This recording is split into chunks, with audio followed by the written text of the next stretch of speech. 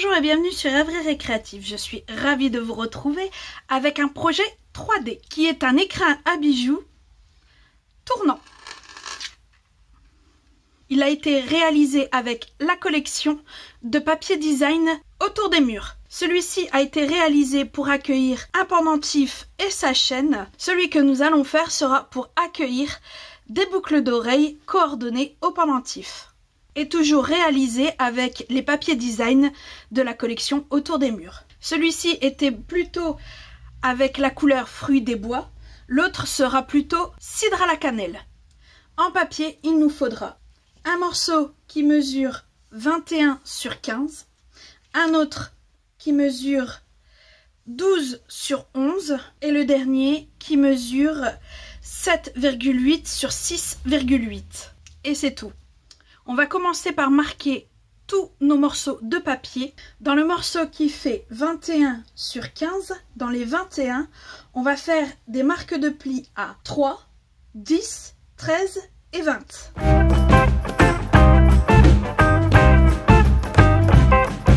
Dans les 15, on va lui faire un pli à 1, 4, 11 et 14.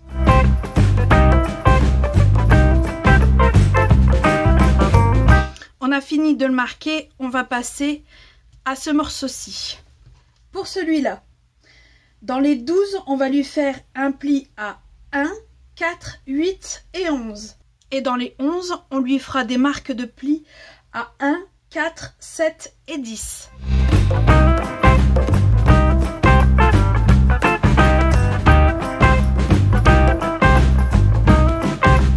Celui-ci est fini, on va passer au dernier morceau. Pour celui-ci, les marques de pli pour les 7,8 sont à 2 et à 5,8.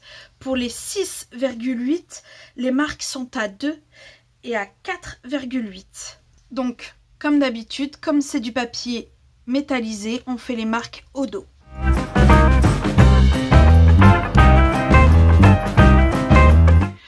Comme vous pouvez le voir, je m'étais trompée en faisant mon marquage, mais en retournant le papier et en passant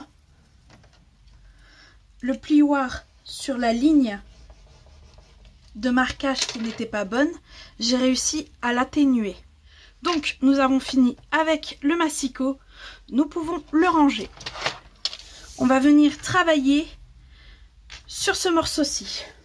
Et plus particulièrement sur ce carré-ci. Donc nous avons nos 21 ici. Nous avons fait un marque de pli à 3 et une marque de pli à 10. Donc dans ce rectangle, on va faire des repères à 4 et à 9.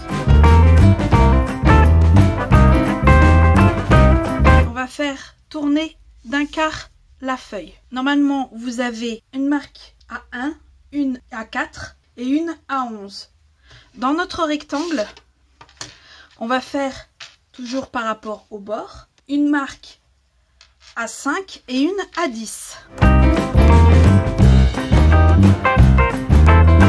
Et la dernière marque que nous allons faire, c'est en revenant mettre notre feuille comme au début et là faire une marque à 6,5. Voilà, normalement vous devez vous retrouver avec ceci. Il faudra couper certains de ces traits. Moi je vais le faire au cutter, mais avec les indications du schéma, il vous sera très facile de le faire avec le massicot. Donc, ce trait qui est ici, il faut le couper.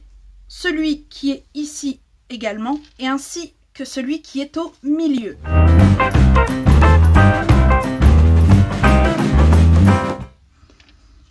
Voilà, normalement, vous devez avoir ceci. Et les deux traits qui restent, en fait, on va simplement les marquer. Donc, en appuyant dessus, cela, ça doit vous faire une fenêtre. Voilà.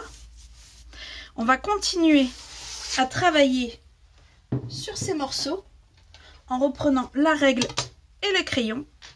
Et on va tout simplement déterminer le milieu de chaque rectangle. Et avec cette partie de l'outil touche à tout, on va venir faire des trous au niveau des croix qu'on a faites. Voilà, comme ceci. On va pouvoir venir effacer notre trace de crayon. Alors, je vais tirer l'excédent de papier et je vous explique ce que j'ai fait exactement.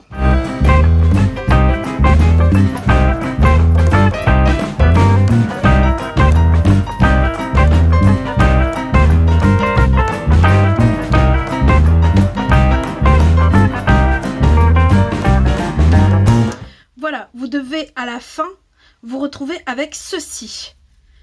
Donc, j'ai gardé une partie de ce carré ici pour faire une languette. J'ai retiré le reste.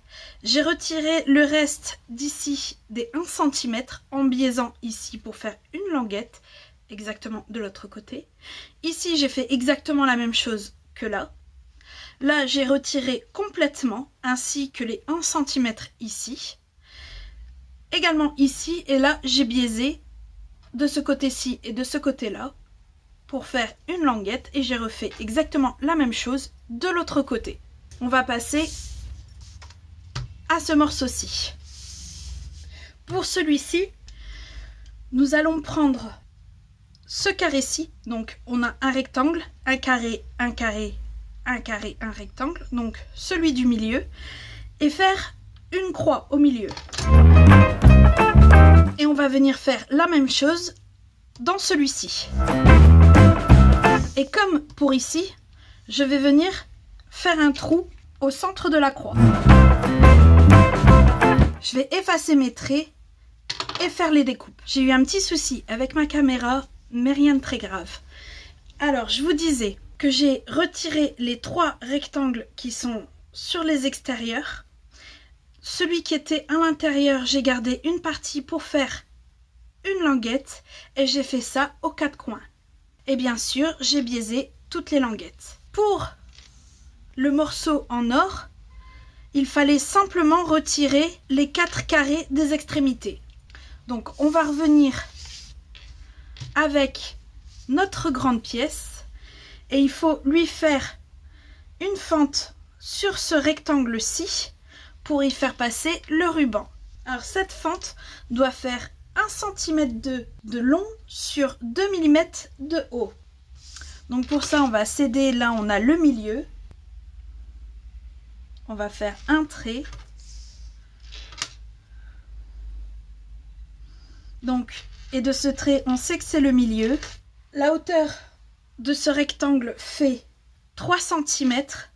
Donc à 1,5 cm, on sait que c'est le milieu. Donc, 1 et 2, voilà, on a nos 2 mm. Sur mon milieu, et de chaque côté, je sais qu'il y a 6 mm. Et je fais la même chose en dessous, à mon repère 2 mm en dessous. Voilà. Et il faut que je découpe ça.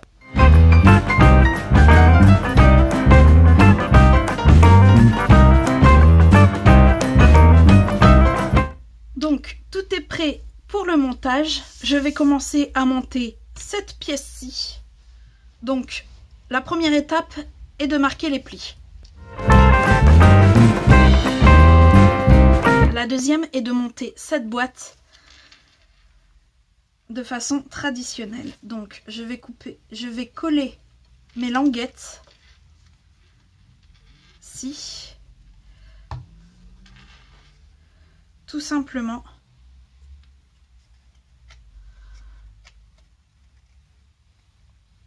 Pour que la boîte soit montée. On va mettre de la colle sur les dernières languettes qu'on va rabattre. Voilà, notre boîte est montée. On peut la mettre sur le côté et passer à notre grande pièce. Celle-ci, on va marquer les plis.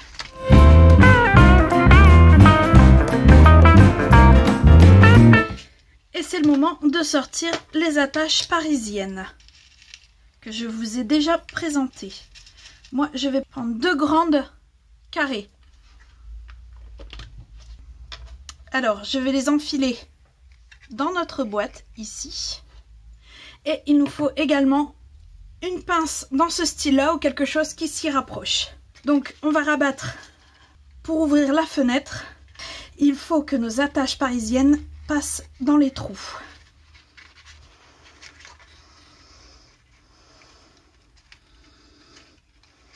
Voilà.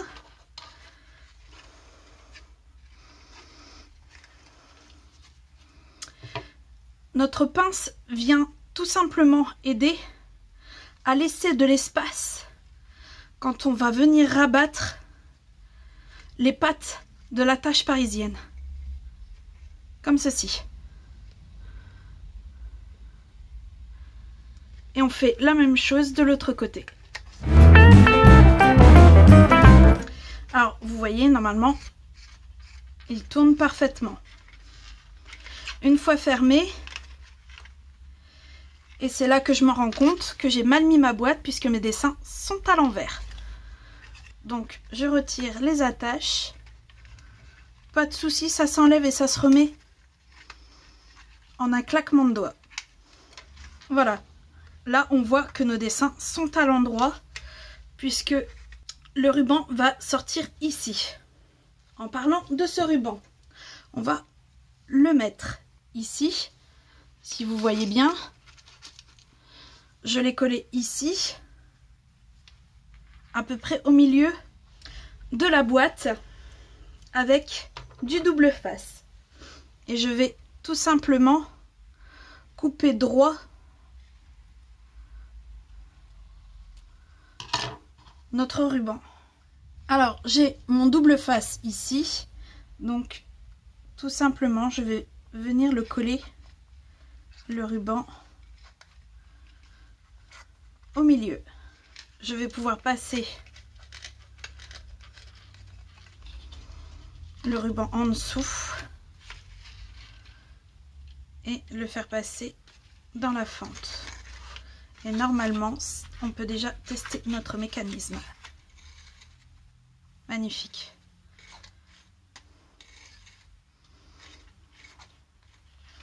Donc, on peut monter notre boîte. Alors pour ça, rien de compliqué.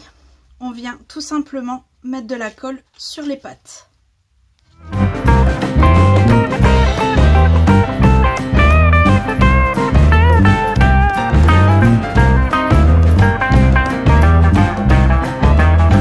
Voilà, notre boîte est montée et notre mécanisme fonctionne toujours. On va venir avec notre élément doré maintenant. On va plier les marques, voilà. Et à l'endos, on va faire des traits à 1,4.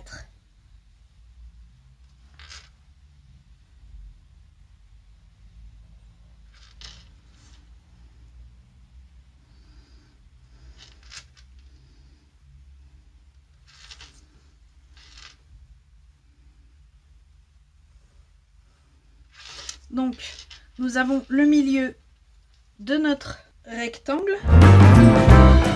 Si on fait un repère, oui, avec les boucles d'oreilles que j'ai, si je fais un repère à 1 cm de chaque côté, ça devrait aller pour faire les trous pour passer la boucle d'oreille.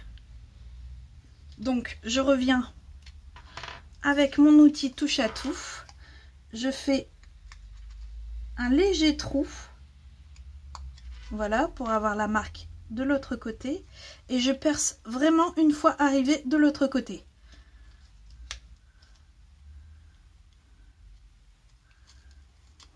Alors pour les boucles d'oreilles, je procède comme ça, mais pour le pendentif, pour que la fermeture de la chaîne passe dedans, j'ai dû prendre une pince à perforer. Là, je n'ai plus qu'à mettre les boucles d'oreilles et ma boîte intérieure est finie. Il me reste à faire ma feuille d'érable. Alors ma feuille d'érable vient des poinçons de la même collection. Donc là c'est les poinçons feuilles magnifiques. Il y a une petite feuille d'érable. Et en fait j'ai pris une des chutes de notre intérieur pour venir couper la feuille. Voilà notre feuille d'érable que je vais tout simplement venir coller à la colle. La dernière petite étape est de venir couper notre ruban pour qu'il ne dépasse pas trop, comme ceci. Et voilà, notre projet est terminé, j'espère qu'il vous a plu. Moi, me plaisent autant l'un que l'autre. J'espère qu'ils plairont à la destinataire. Et vous, aimez-vous? Dites-moi tout dans les commentaires. Et n'oubliez pas de mettre un petit pouce bleu. Dans tous les cas, et on se retrouve très vite pour de nouvelles Otis et Scrap. Bye!